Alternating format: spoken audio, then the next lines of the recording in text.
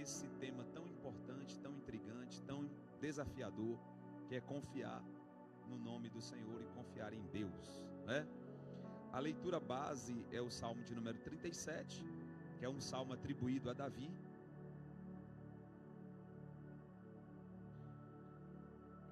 E este salmo, ele enaltece a confiança do servo do Senhor na mão poderosa de Deus. A palavra-chave da nossa lição é confiança.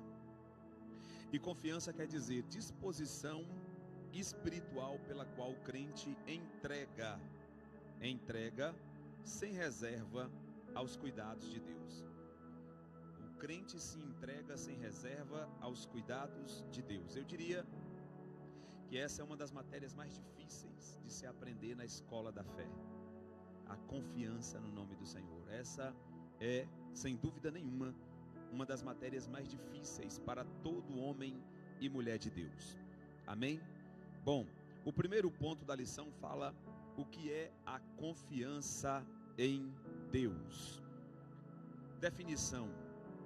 Primeiro tópico, definição. Confiança em Deus é a disposição espiritual de entregar-se, sem qualquer reservas, aos seus cuidados, sabendo que Ele em tudo fará para que em nossa vida sua glória seja plenamente fluida, né? Aconteça em nossa vida. Amém? Então, confiar é ter a certeza de que Deus, Ele vai fazer o que for possível para que se cumpra aquilo que Ele traçou ao nosso respeito. E eu já queria dizer para os irmãos que não tem como ter confiança sem saber qual o sentido da sua existência. Um dos grandes problemas da falta de confiança não é a questão do conhecimento sobre confiar, é a questão do conhecimento sobre si mesmo. Muita atenção aqui. A falta de confiança, às vezes, em Deus, é a falta de saber para que Deus nos chamou. Quando nós não sabemos para o que Deus nos chamou, dificilmente conseguiremos desenvolver uma relação de confiança com Ele, pois não está claro as coisas no tocante à nossa vida espiritual. Quando as coisas não são claras, é muito difícil confiar. Você precisa de referência para confiar. E esse primeiro ponto aqui, ele destaca isso, né?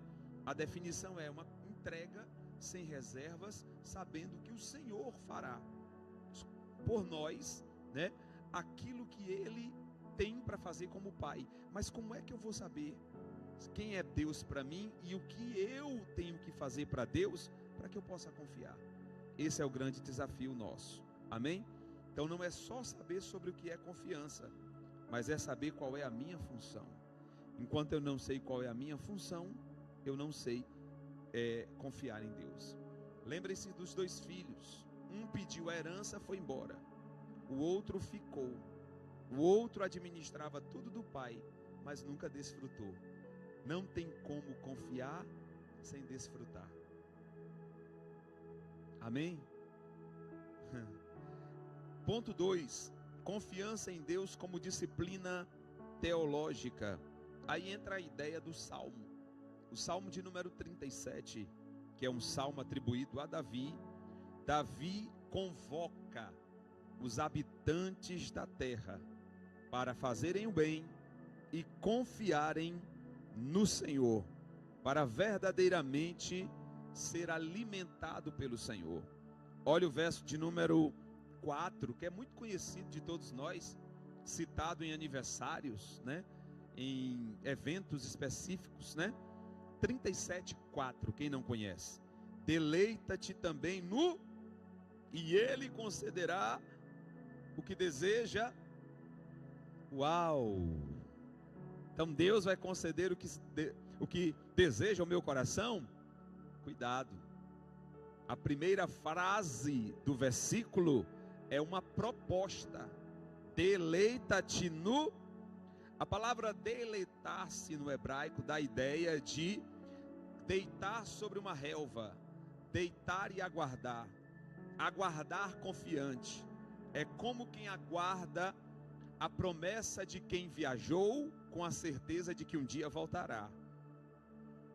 Isso é deleitar-se. Deleitar-se também é confiar tranquilamente, regaladamente, com felicidade. Agora, como é que eu consigo confiar com felicidade quando tudo está dando errado? O deleitar-se tem a ver não só com confiar quando as coisas estão favoráveis, mas confiar quando tudo está dando errado. Deleitar-se no Senhor representa isso. Aí às vezes a gente vê alguém dizendo assim: não, deleitar no Senhor é ter uma vida de prazer. Não, deleitar-se no Senhor é confiar diante das incertezas, das improbabilidades, das grandes possibilidades de estar errado, de dar errado. Amém? Então essa é a ideia teológica. Ponto de número 2, base da confiança em Deus. Por que eu e você devemos confiar no Senhor? Nós temos aqui 5 pontos pelos quais nós temos mais que evidências, que provas que vale a pena confiar no Senhor. Primeiro ponto fala da soberania de Deus. Por que eu tenho que confiar no Senhor? Porque Deus é soberano. Coloca aí Daniel, capítulo de número 4, verso de número 34 ao 37. Por que eu tenho que confiar no Senhor? Primeiro, porque Deus não é pego de surpresa por nada. Mas ao fim daqueles dias, eu, Nabucodonosor, levantei os meus olhos ao céu, e tornou-se a vir o meu entendimento, e eu bendisse ao Altíssimo, e louvei e glorifiquei ao que vive para, olha agora a parte final e mais importante, cujo domínio é um domínio sempiterno. Isso está até num cântico nosso, essa palavra foi tomada emprestada desse capítulo 4, verso 34 de Daniel. Sempiterno, e cujo reino é de geração em geração. O rei Nabucodonosor reconheceu: eu não sou Deus, Deus é quem governa de geração em geração. O seu reino, seu domínio é sempre eterno, quer dizer, é eterno. Essa palavra quer dizer eterno. Amém, irmãos? Então, olha que o rei foi confrontado, pagou um preço terrível, caiu em si a tempo. Caiu em si a tempo, e eu gosto da palavra entendimento. Tornou-me a vir o meu entendimento. Eu queria até transliterar essa palavra, trocar ela. Tornou-me a vir as minhas faculdades mentais, a minha sanidade. Porque quem não confia no Senhor e quem confia em si é insano. Quando Nabucodonosor viu toda a riqueza e a beleza que ele fez em Babilônia, os muros de Babilônia, cada bloco do muro de Babilônia tinha uma imagem gravada. Olha a riqueza de detalhes. Quem não ouviu falar dos famosos jardins suspensos da Babilônia, um em cima do outro, em forma de escada, destacando uma engenharia para muito além da época. E um dia alguém louvou a ele e ele disse: eu tenho características de Deus. Foi pastar como animal. Mas em tempo ele recuperou a sanidade, o entendimento. E ao recuperar o entendimento em tempo, graças a Deus para ele, né? Eu glorifiquei ao que vive para sempre, cujo domínio não é igual ao meu, que domina sobre um governo aqui na região da Mesopotâmia, que tem uma cidade imponente e que aprendia a dominar o rio Tigre e o Eufrates. Não, o seu domínio é um domínio eterno, cujo reino é de geração em geração.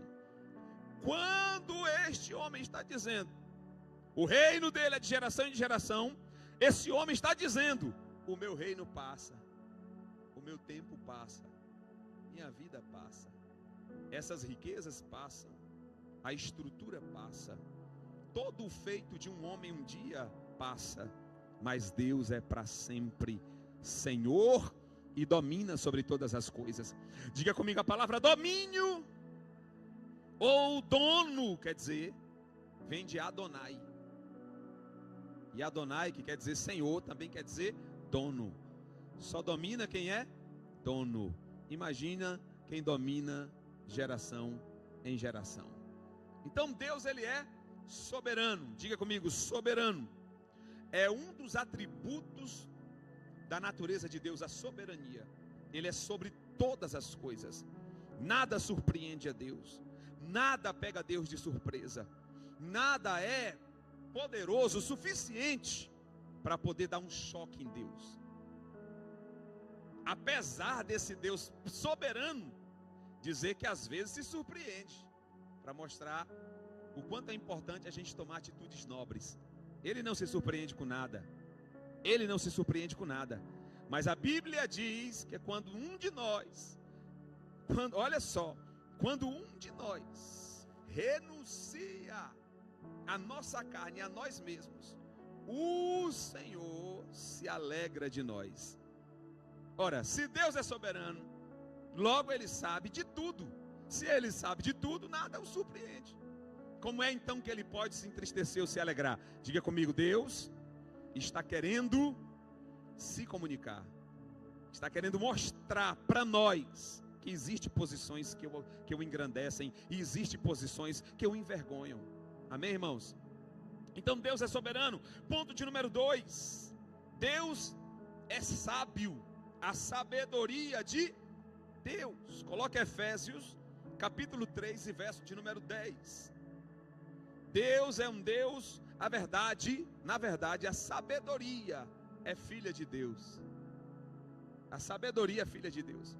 Para que agora, pela igreja, a multiforme, diga comigo, multiforme, diga várias maneiras, que a sabedoria de Deus seja conhecida dos principados e potestades dos céus. Olha que coisa tremenda, Paulo está falando que através da igreja, Deus elegeu um povo, e através desse povo, Deus expressa a sua sabedoria. Irmãos, isso aqui é muito sério, porque esse versículo ele nos compromete.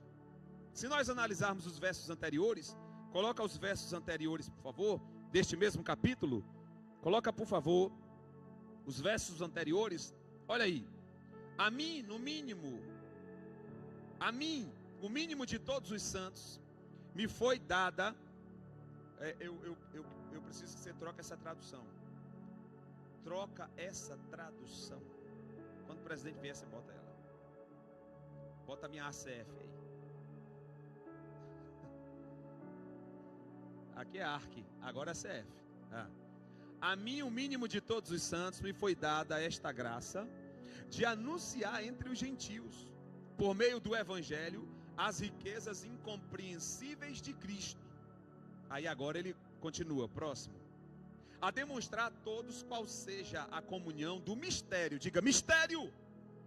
A palavra mistério aqui, irmãos, ela tem uma função.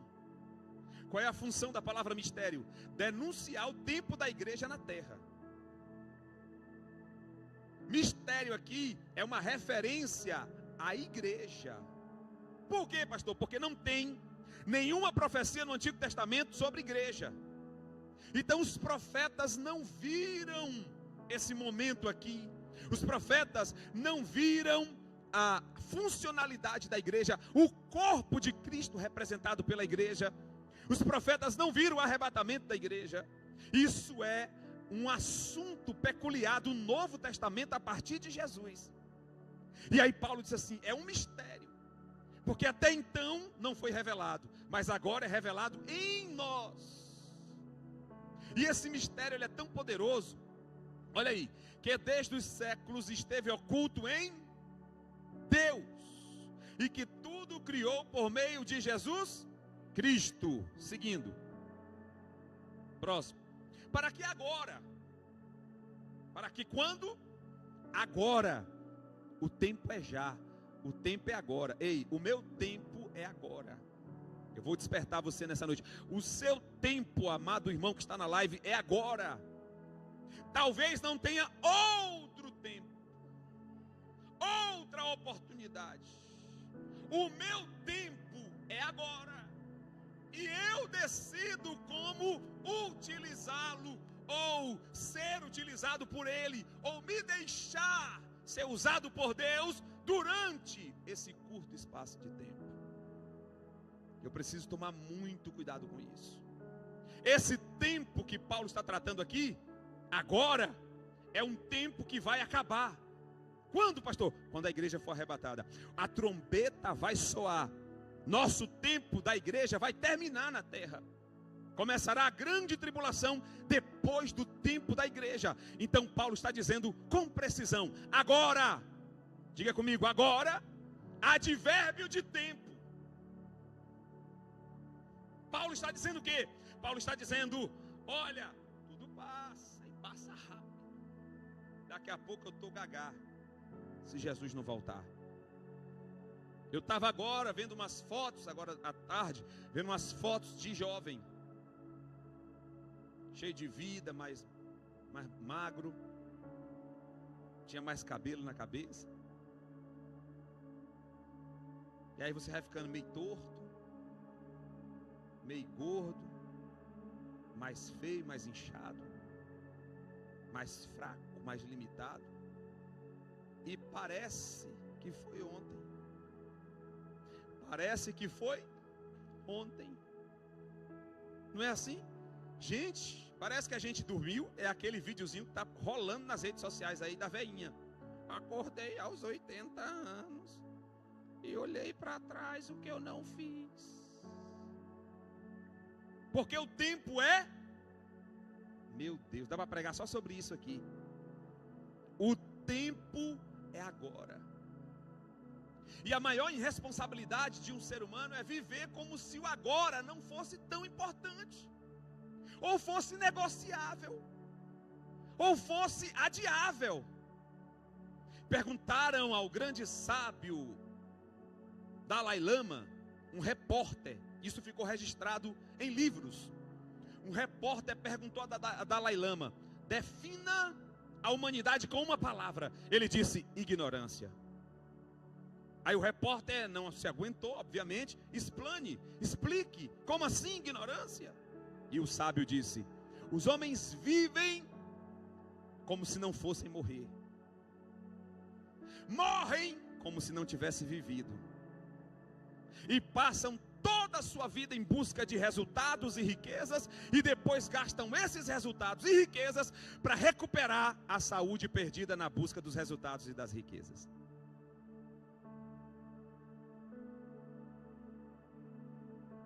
O tempo é agora, irmãos. Deixa o Espírito Santo falar forte ao seu coração. Deixa o Espírito Santo falar forte à tua mente, para que você vire uma chave. E você, por questões corriqueiras, não perca a terrível, grande, maravilhosa oportunidade que está nos tendo facultadas de podermos ser desafiados a sermos melhores do que nós somos até então, pela própria função ou pela oportunidade que Deus está nos dando para tal. O tempo para que agora, pela igreja, a multiforme sabedoria de Deus seja conhecida aos principados e potestades nos céus. Irmãos, a nossa função é denunciar, é deixar claro para o diabo, seus anjos, os demônios, que existe em nós uma multiforme sabedoria de Deus operando.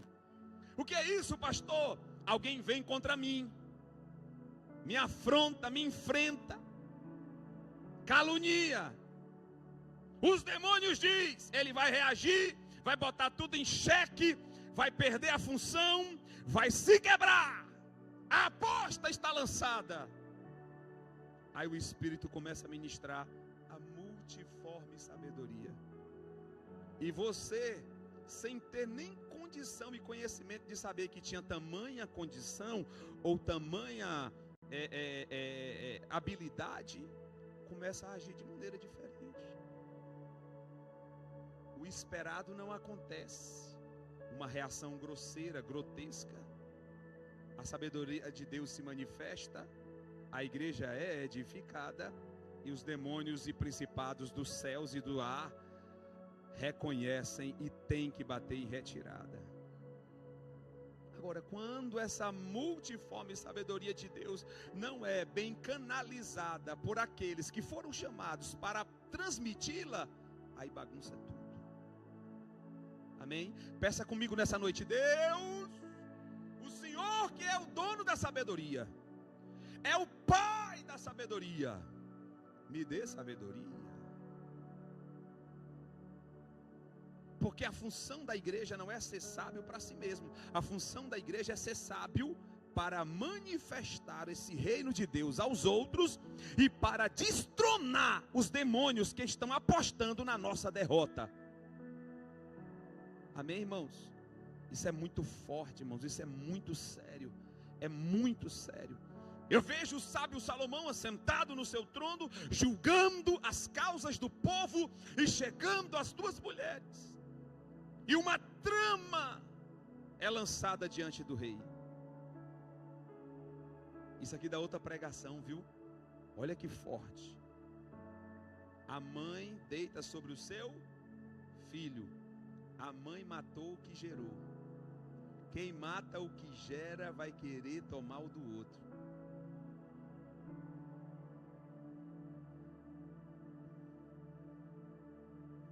A própria mãe deitou sobre o filho, matou o que ela mesma gerou, o que Deus deu para ela gerar. Tem gente matando o que Deus deu para ele e agora está causando problema para o outro. Não estou falando aqui porque isso não existe, é lá, é na live, é ao alcance de onde for. Mata o que Deus me deu e agora eu tenho que fazer o quê? Aí vai operar através de mim, não a multiforme sabedoria de Deus, mas vai operar a inveja, vai operar a porfia, vai operar as guerras. Aí Salomão, ventilado pela sabedoria de Deus, não vai na pressão de quem fala mais alto. Você vê que quem mais falou foi a que matou. Ela já chegou dizendo assim, ó, esta mulher quer tomar o meu filho, e durante a noite, na calada da noite, ela trocou as crianças, esta mulher. E Salomão só, Espírito Santo, o que eu vou falar? Respira. Respira. É aquela música de Samuel Mariano, né?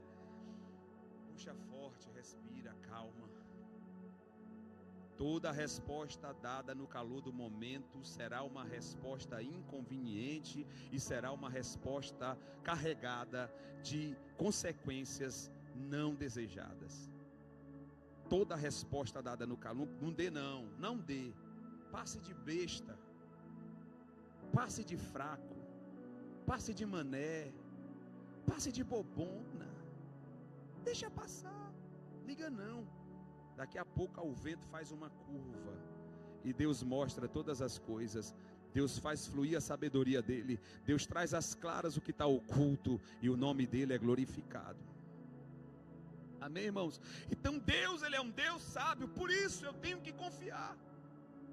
Porque esse Deus que é o Deus da sabedoria me chamou para uma parceria, viver esse projeto lindo que ele mesmo criou, o fluir da sabedoria. Amém? Que Deus nos torne mais sábios a partir de hoje, sempre, né?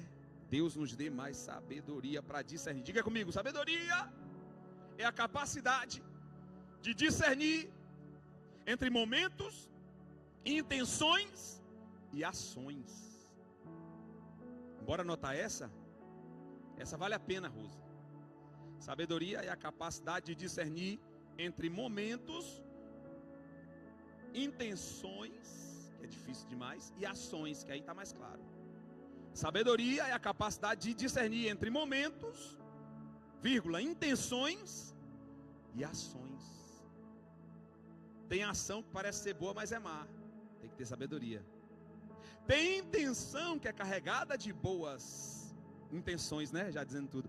Mas, então, sabedoria é a capacidade de discernir entre o momento, vírgula, intenções e ações. Eu estava uma vez no carro com o presidente e a esposa dele recebeu uma ligação. E era uma questão para resolver. E a pessoa queria que resolvesse na hora. Quando ela ia responder, o presidente pegou o telefone.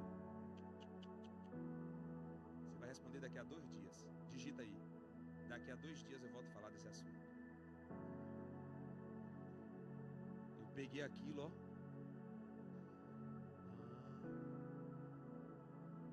É desse jeito. Você vai digerir, vai pensar. Ele falou assim: eu vou orar. Eu vou até te ajudar a responder. Mas o que ela está querendo não parece que é o que ela está querendo. Sabedoria é a capacidade de discernir entre intenções. Amém, irmãos? Deus é bom. Terceiro, por que eu devo confiar no Senhor? O poder de Deus. Oh, glória, maravilha. Deus é todo poderoso. Tudo que Deus quer é dependência. Tudo que Deus quer é dependência. Sobe um pouquinho aí, meninos. Tudo que Deus quer é dependência. Deus quer 2 coisas de nós. Primeiro, dependência. Segundo, espírito voluntário.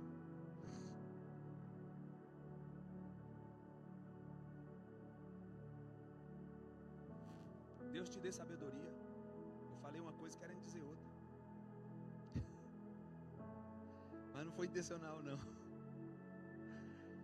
Amém? Olha um exemplo de sabedoria aí, você viu? Desce, é para subir. Tem gente falando uma coisa querendo dizer outra. Não, ainda não, subiu demais. Aí já faltou sabedoria de novo. É aqui no terceiro, o poder de Deus. Por que eu tenho e devo confiar no Senhor?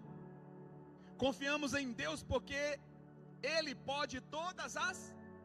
Porque nada é impossível para o Senhor. Coloca Mateus. Coloca logo Lucas, que eu gosto mais. Lucas 1:37. Todo mundo conhece. Lucas 1:37. Porque nada... Quem disse isso? Quem souber agora, o Gustavo vai dar um chocolate para quem acertar. Quem disse essa palavra? Sem olhar na Bíblia agora. Alguém disse. O evangelista registrou, mas alguém falou. Quem disse essa palavra? Valendo chocolate. Que Gustavo vai dar. Meio amargo para ficar bom para a saúde. Não? Gustavo, salvo pelo gongo, né? Volta os anteriores aí para o povo ler. Volta os anteriores. Por que para Deus nada é impossível? Olha lá. E eis que também Isabel, tua prima, concebeu um filho na sua velhice. E este, o 6º mês para aquela que era chamada... Quem está falando aqui, irmão? Mais uma chance. Não. Alguém está falando para Maria. Sobre... o anjo. Gustavo, ó, chocolate pro irmão. Já foi, deu muita pista, né? Aí, ó. E respondendo o anjo, disse-lhe: descerá sobre ti o Espírito, e o poder do Altíssimo te cobre com sua sombra. Por isso também o santo que te há de nascer será chamado Filho de Deus. Aí o anjo diz, e só para você ter noção, a tua prima Isabel já está com 6 meses de gravidez. E o menino é poderoso que está lá. Tá bem? E aí o anjo diz assim para ela: e antes que você me pergunte como é que vai ser isso, porque eu sei que você vai perguntar, eu já te respondo, porque para Deus...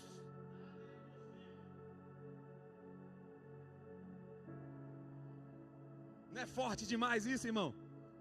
Imagina. Agora vocês sabiam que os anjos gostariam de estar nesse púlpito nessa hora falando isso? E Deus não deu essa oportunidade, esse prazer aos anjos. Está no livro de Hebreus. Os anjos gostariam de pregar em nosso lugar. Mas como o pecado foi concebido na carne, para a justiça de Deus, a vitória tem que vir em carne. Então Jesus veio em carne, garantiu o perdão, e nós em carne temos que vencer a carne em carne. É muito mistério para uma noite só, né? Amém? Então, para Deus nada é irmão, imprime isso. Olha para isso todo dia. Eu tenho dito nessa igreja que a Bíblia exerce um poder sobre nós. Não é um poder de autoajuda, não é um poder filosófico, não é um poder sociológico, é um poder sobrenatural. Quanto mais eu internalizo a Bíblia, quanto mais eu leio a Bíblia, quanto mais eu torno a Bíblia alimento diário, traquejo diário, leitura diária, mais essa Bíblia começa a mexer comigo, mexer nos meus neurônios, virar chaves e me fazer crer e ser como eu nunca seria se não tivesse lendo. Há uma diferença absurda entre quem lê e quem não lê a Bíblia, irmão. Quem não lê a Bíblia é todo avexado, todo atrapalhado, todo atribulado, todo precipitado. Quem lê a Bíblia é mais tranquilo, mais meticuloso, é mais vigilante, é mais simples. Amém? Então o poder de Deus, Deus tem todo poder. Quarto, a provisão de Deus. Anote comigo, provisão é diferente de providência. Provisão, vamos lá, providência refere-se a medidas e ações cauteladas, ou seja, ações prévias que devem ser tomadas para resolver algo. Diga comigo, isso é providência. Providência. Provisão é uma reserva de recursos ou reconhecimento ou conhecimento que alguém guarda para um momento difícil. Vou falar de novo. Começar pela última. Provisão é uma reserva que se faz para os momentos difíceis. É provisão. Vamos falar de coisas normais. Comida. Você enche o seu armário, você está provido, você operou a provisão. Providência. Providência é diferente. Providência são as medidas e ações que a gente toma diante de situações difíceis, adversas ou surpresas da vida. Aí é providência. Deus quer que eu aprenda a viver na providência e na provisão. Vai ter tempo que Ele vai dar a provisão. Pode guardar, filho. Vai ter tempo que Ele vai dizer assim, não. Vou tirar a provisão para viver a providência. E a providência é um dia após o outro. A providência é a certeza de que o maná de hoje é para hoje e o de amanhã virá. Por isso que é pão nosso de cada dia. É a certeza que o pão vem hoje e vem amanhã também. Compreenderam a oração? Pão nosso de cada dia. Aquilo ali, aquele termo, Jesus usou o mesmo termo que Deus usou para Moisés, dizendo para o povo, não guarde o maná. Por quê? Porque vem a seu dia. Cada dia vai cair. Cada dia vai cair. Amém? Agora, irmão, não fique aguardando cair do céu não, como disse o Marco na oração. Tem que se movimentar, tem que estar em propósito. Tem que funcionar, não é assim? E nós funcionamos aqui e Deus dá a providência lá. Nós funcionamos aqui e quando Deus quer, Deus dá a provisão, o extra. Amém? Quem aqui já teve o extra? Muito recurso em casa. Não responda não. Quem está vivendo o extra hoje? E quem é que está vivendo a providência, que é o do dia? Eita, muita gente se identificou comigo aqui. Deixa eu dizer uma coisa para vocês. Vocês sabiam que a gente aprende muito mais quando a gente está no processo da providência? Por quê, pastor? Porque é um momento que Deus está nos adestrando, nos treinando. Em que aspecto? No aspecto da confiança. O grande problema dos dois homens ricos dos evangelhos, dos 3 evangelhos sinóticos, os dois homens ricos, tanto que plantou um campo, que depois derrubou o celeiro, fez celeiro maior, encheu os celeiros e disse, agora folga a minha alma.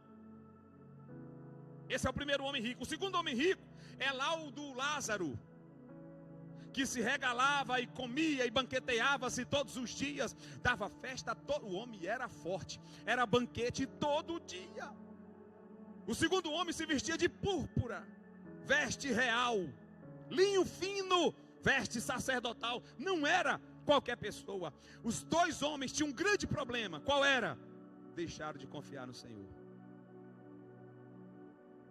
Aí, às vezes, a provisão passa a ser um problema. Porque eu sei que tem. Às vezes, saber que não tem é o melhor momento na vida de alguém. Rimou. Às vezes, saber que não tem pode ser o momento de melhor evolução na vida de alguém. Pastor, o que é isso, pastor? Eu trabalho feito um... Vou falar uma palavra aqui. Eu trabalho que só nesta terra lusitana. Deus, o Senhor está querendo falar que eu tenho que me alegrar com esse negócio, dessa medida diária, desse salário que acaba dia 10, dia 15. Eu não sei se esse salário está acabando dia 10, dia 15, por falta de administração. De uma coisa eu sei: se você está na providência, Deus está te treinando para provisão. Amém? Então eu preciso saber que o meu Deus é um Deus de provisão, né? Mas eu preciso saber que esse Deus de provisão só dará a provisão depois que eu aprender a viver a providência. Primeiro Deus deu a providência no deserto, mas quando eles entraram na terra prometida, eles já acharam pão. Sabia disso? Quando eles entraram na terra prometida, o primeiro pão que foi feito foi o pão de cevada. E cevada é uma planta nativa da região lá de Canaã. Eles já entraram colhendo. Deus treinou eles na dependência no deserto. Tem que esperar o maná, tem que esperar a cordonize, tem que esperar a água cair. Vai andando aí que a água vai brotar lá na frente. Mas vai andando aí, vai andando. Só anda que a água vai brotar da rocha. Vai andando. E o deserto é grande, não tem para onde ir. O negócio é difícil, não tem resposta. É seco demais, mas vai andando, feito um doido.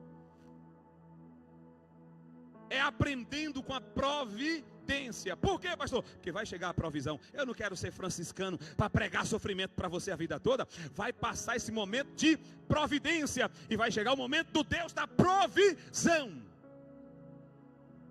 Mas quando a provisão chega sem a providência, sem o treinamento da providência, aí o cabra se perde todo. E eu já vi muitos casos desses.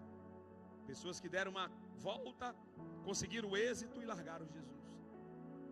E eu tenho um grande amigo que fez isso. Um grande amigo que fez um negócio desse. Amém? Então vamos seguir aqui para terminar. Por que eu tenho que confiar em Deus? Então eu vou voltar de novo nesse negócio aqui que o Espírito Santo está falando no meu coração. Esse tempo de providência é só um tempo, pastor, mas tem demorado.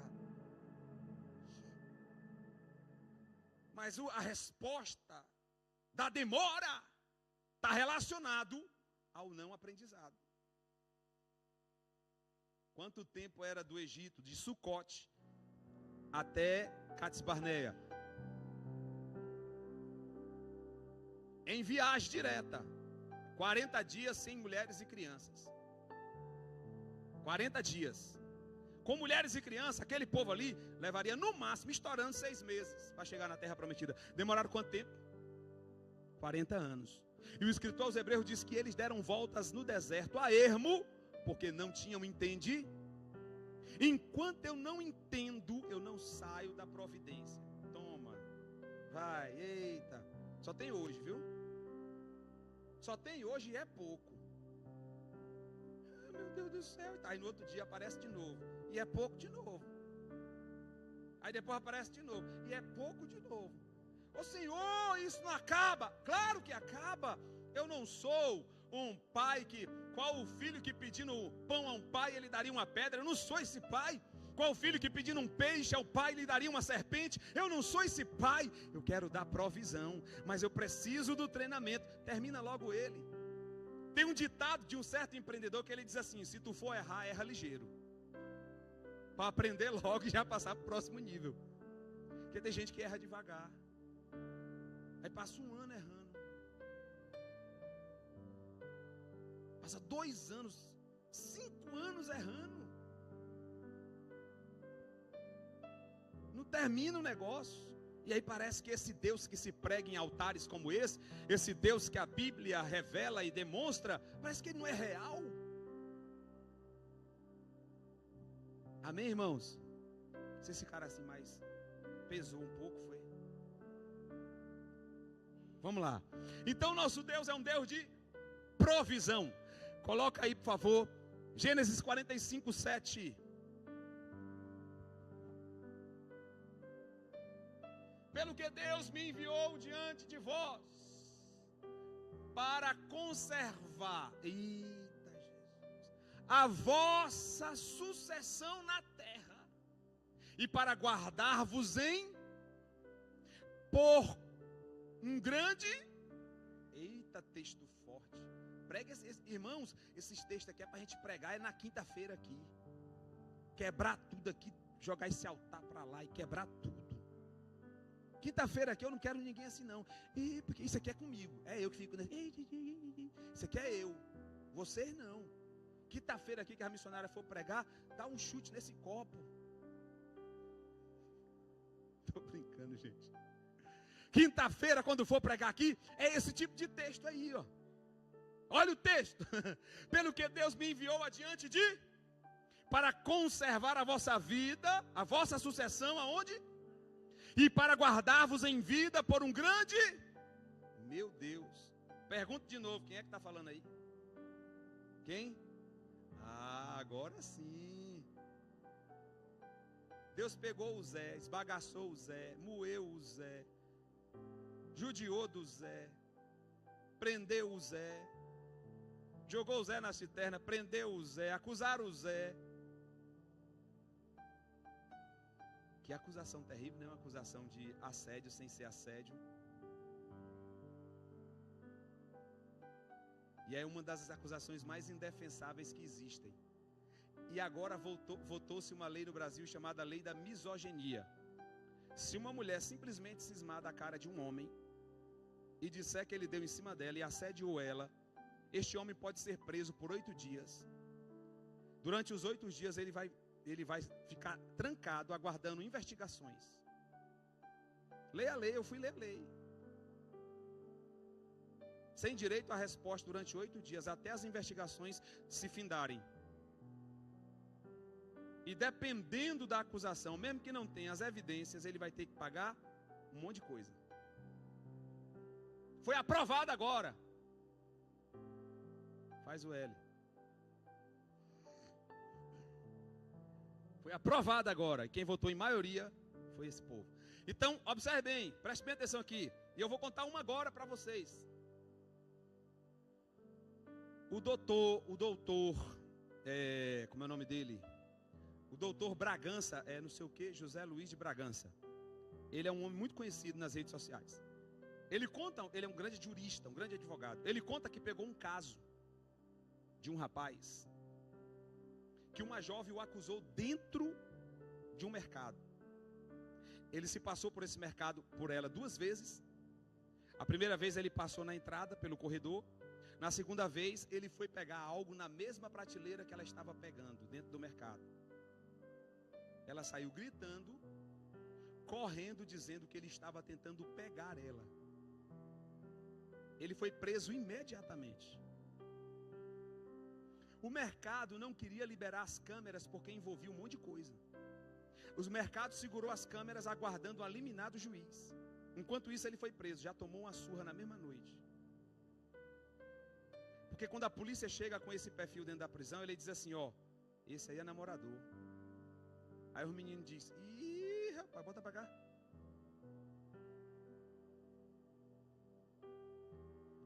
O mercado demorou um tempo julgando. E o que aconteceu? Depois de, acho que foi 3 ou foi 4 dias, o cara preso, pegou-se as câmeras, chegou-se à conclusão que foi invenção, não tinha nada disso. Ele nem olhou para ela, ele estava perto. Passou a primeira vez, na segunda vez estava do lado pegando o negócio, ela deduziu. 4 dias, foi 4 ou foi 5 dias preso. Esse grande jurista, ele disse assim, eu entrei com ação e com ação para o juiz acelerar, Aí o juiz teve que pedir às câmeras, mandar. Foi abusado, pegou AIDS. Fato. Quem lembra aqui, quem conhece o Homem de Ferro, Homem de Ferro, aquele da Marvel? Agora ela responder fica tudo de graça. O Homem de Ferro da Marvel,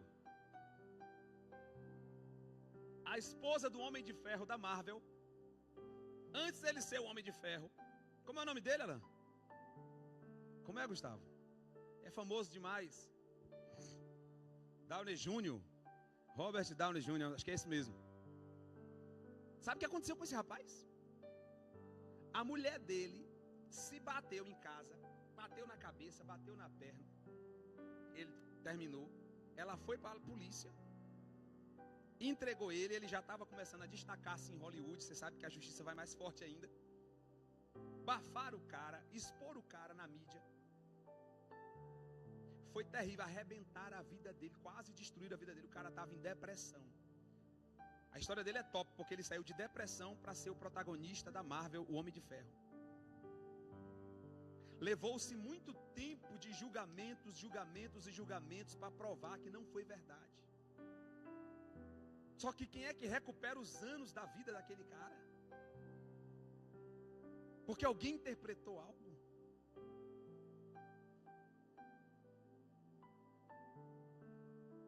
Estava conversando com o presidente disse, esses dias, meu filho, eu gosto de estar beijando os outros, eu vou até parar de beijar os irmãos. Porque se você trata com carinho uma menina como Tawane, a Tawane para mim é igual a Vanessinha para mim, Tawane, essas meninas, para mim, é uns menininhos, é umas crianças, é a Laura. Eu olho para a Tawane como a Laura, diante de Deus. Aí você abraça uma criança dessa, você faz um carinho na cabeça de uma criança dessa, alguém enviado pelo Satanás. Eu sabia, eu sempre soube, ele nunca me enganou.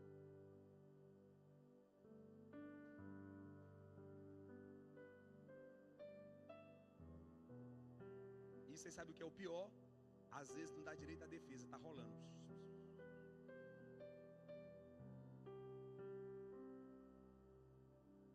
Então, irmãos, o nosso Deus, Ele é um Deus de amor. Por que eu tenho que confiar em Deus?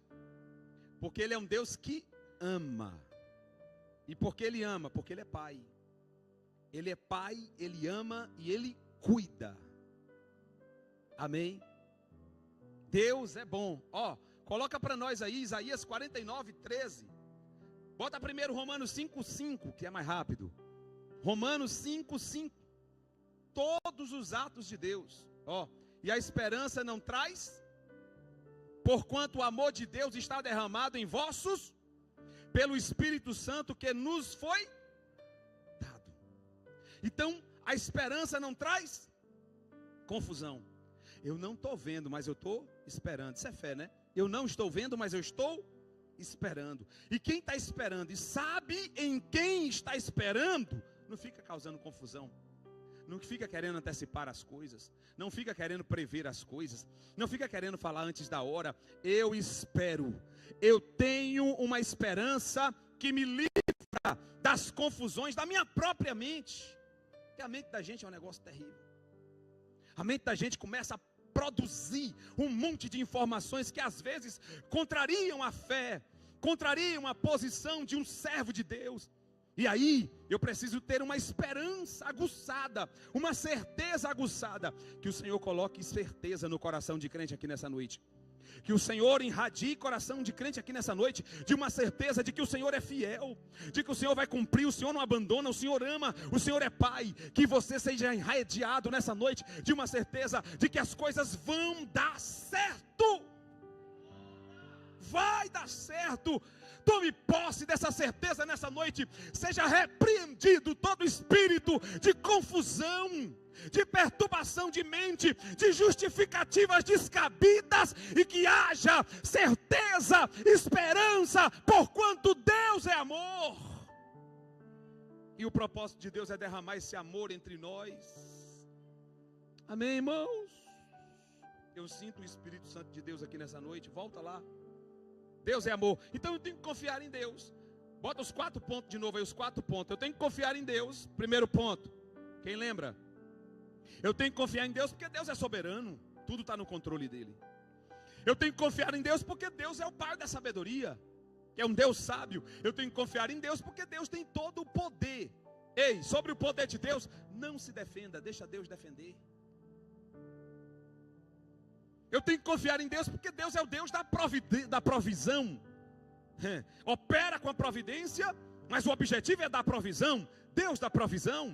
Eu tenho que confiar em Deus porque o meu Deus é um Deus de amor. E esse Deus que é amor, coisa linda, chocante, o escândalo que eu vou falar agora, Ele não espera que eu ame para Ele me amar.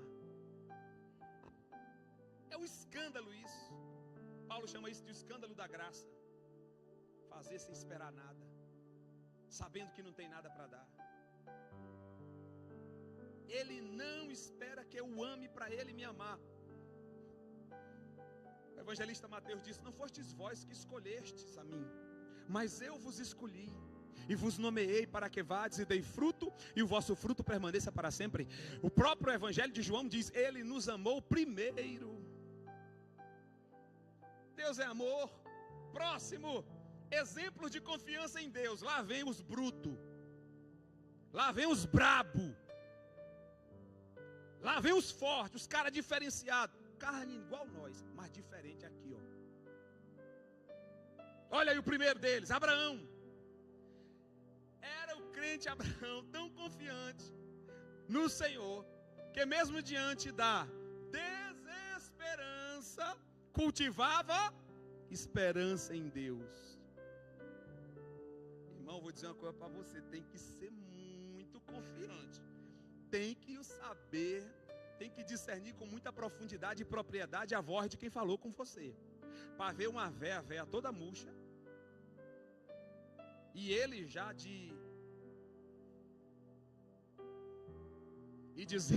dizer para você mesmo: eu sou pai de uma nação. Você é uma piada, deixa de piada. Não, eu vou ser pai de uma nação. Na verdade, pior que é 2 que briga até hoje. Então, uma coisa é você olhar para um jovem, né? E dizer assim: vigia, varão, que senão tu tem 10 filhos. Agora um velho dizer assim: eu vou ser pai de uma nação. Então Abraão confiou a despeito da desesperança. Nós precisamos fazer alguns exercícios espirituais, irmão. Eu estou dentro do tempo, eu termino 9 em ponto, prometo. Nós precisamos fazer alguns exercícios espirituais. Qual? O da mulher do fluxo de sangue. Se eu tão somente tocar. Se eu tão somente tocar. Eu não estou querendo, eu sei que eu não vou ter atenção, a audiência dele, porque é muita gente. Mas se eu tocar, o milagre começa a acontecer aí, ó. O milagre começou a acontecer na vida dela lá atrás. Antes de tocar em Jesus, o milagre já começou a ser produzido, gestado, gerado dentro dela. Se eu tão somente tocar. Amém? É esse Abraão aí. Abraão saiu da sua terra, foi para uma terra e Deus disse: você é a bênção. Ele chegou lá e já mudou tudo, porque ele carregava a bênção. Como é que alguém que carrega a bênção não vai acreditar, né? Aí, só que o nosso Deus é tremendo. Diga comigo, capítulo 15, Deus chama Abraão fora da tenda. Capítulo 18, Deus chama Abraão fora da tenda. No capítulo 19, Deus entra na tenda. Dá para pregar sobre isso depois, viu? As 3 fases de Abraão. Por que Deus chama Abraão fora da tenda? Ele diz assim: eu preciso que você cuide da sua mente. Sai para você ver o horizonte. Sai para você ter comigo fora. Sai para você se desprender de coisas do dia a dia que comprovam que você não vai conseguir, que você tem tudo para dar errado, que você vai se frustrar. Sai um pouquinho disso. Sai um pouquinho de você mesmo. É coisa de doido, não é não? Por 2 vezes. Na terceira, quando Abraão estava firme, aí Deus disse: agora eu entro no negócio, vou entrar na tenda e vou anunciar dentro da tenda que daqui a 1 ano a velhinha Pode preparar o enxoval. Então Abraão é um grande exemplo de quem confia. E outra coisa, irmão, o homem é o pai da fé. Mas o homem não operou nenhum milagre. Implica em dizer que a verdadeira fé não é fazer fogo do céu descer, é obedecer. Amém? A Bíblia diz em Hebreus 11, Abraão creu que foi lhe imputado como justiça, creu que obedeceu.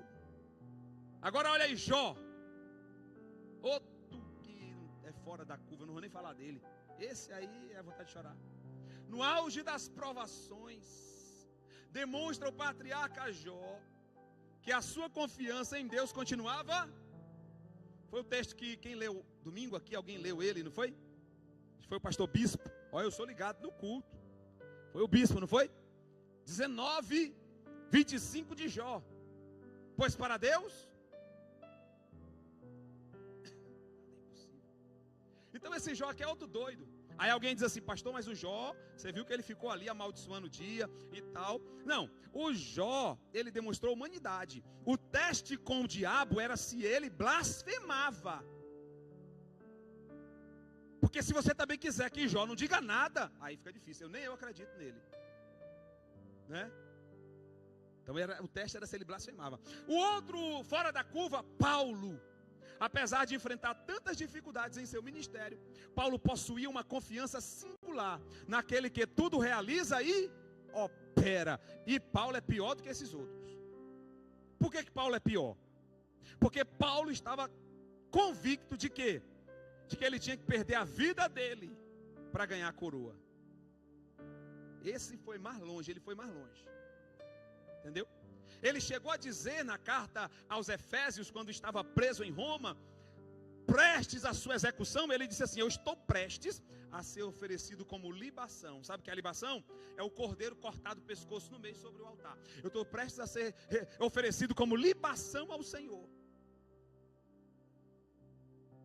Na carta aos Romanos, na oração que ele faz poderosa, capítulo de número 3, carta aos Efésios, capítulo de número 3, Paulo disse assim, ó, Paulo, começa assim, Paulo, vírgula, prisioneiro de Cristo. Ele não dá nem o crédito a Roma. Ele não dá nem bola para Roma. Não é vocês que estão me prendendo, vocês estão enganados. Eu estou preso à minha missão. Eu estou preso ao meu propósito. Eu não estou preso à prisão, à grade, a momento, a circunstância, a emoçãozinha abalada. Eu estou preso à minha missão. Eu estou preso ao meu propósito. Quando John Wesley montou o cavalo dele e saiu de casa, depois que o filho dele morreu, deixou o filho morto, gelado, saiu de casa para pregar o evangelho, alguém questionou ele, John Wesley, o que você está fazendo? Ele disse, eu estou preso à minha missão. Ele repetiu o que Paulo disse. Que Deus nos guarde, que nós precisamos ser guardados, que nós somos bem papelzinho. E eu não estou falando de você não, viu? Estou falando de mim. E quando um filho dá uma dor de dente, ô Senhor, jejum, bora jejuar. Senhor, não é? E a Frida Virgem enterrou a menina, porque não pôde enterrar no cemitério da cidade, que o padre bateu o cadeado na porta do cemitério. Ela foi para fora da cidade e enterrou debaixo de uma árvore a filhinha que morreu de tuberculose. O marido voltou para a Suécia para tentar se salvar, porque já estava com os 2 pulmões podres. Gunnar Wingre, nosso pai, o pai de todos os pentecostais, seja renovados ou não, assembleanos, todos são filhos de Gunnar Wingre e Daniel Berg. Gunnar Wingre voltou para a Suécia para ver se salvava. Frida Wingre ficou tocando a obra sozinha, cheia de menino velho catarrento, e uma menina morreu.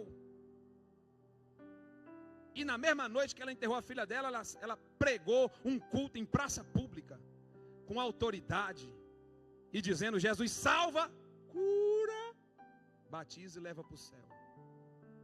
Mesmo que ele não me cure, ele cura. Mesmo que a senha não seja minha. Amém, irmãos? Vocês estão entendendo, irmão? Meu Deus do céu.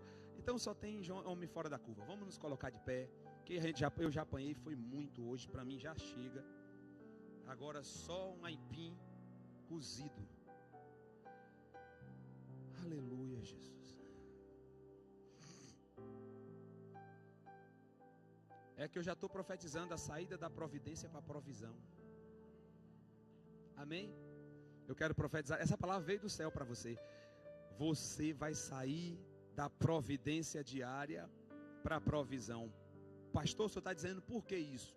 Porque você está ficando mais maduro, mais dependente, mais consciente, mais preparado. E aí Deus vai abrir a porta da provisão. Possa ser que você ganhe o mesmo salário, mas esse salário vira 4.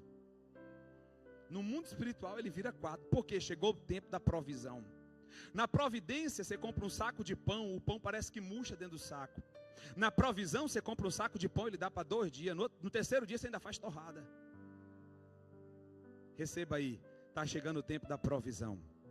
Vai chegar o tempo, ei, irmão, recebe a palavra pastoral. Tem gente que não quer mais nesse negócio. Irmão, hoje em dia tem gente que não conversa mais com o pastor sobre coisas, decisões. Isso é coisa do passado. Você vai decidir, converse com o pastor. Vai viajar, converse com o pastor. Vai que um dia Deus use ele. Entendeu? Vai casar, converse com o pastor. Vai namorar, converse com o pastor. Não, hoje em dia a gente sabe pelos outros.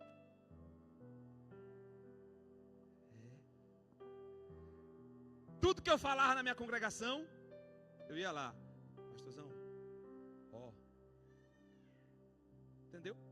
Isso não significa dizer que você não tenha questionamentos, que você não concorde com tudo. Ele não é anjo, não é assim? Mas o meu pastor fez eu pular cada B.O., irmãos. Um B.O. de um noivado que eu estaria acabado, destruído, não teria chegado aqui. E eu arriadão lá, ó. A flechona bateu aqui e saiu aqui.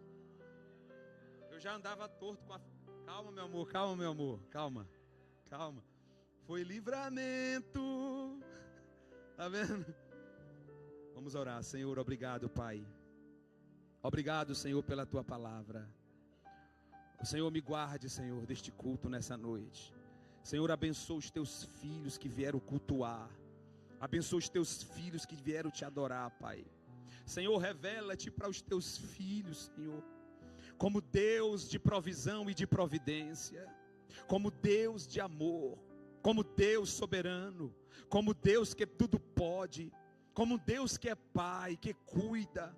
Senhor, faça com que cada um de nós, Pai, tiremos, Pai, todos os escudos, todas as defesas, concernente à confiança no Teu nome, Senhor. Deus, abençoe esses servos que vieram neste culto nessa noite. Senhor, surpreende estes Teus filhos com algum tipo de provisão do céu, para que eles possam testemunhar de que o Senhor é um Deus que não só prova, mas também aprova, e que quando aprova, a vitória vem abençoada. Em nome de Jesus nós Te agradecemos, Pai. Amém. Amém.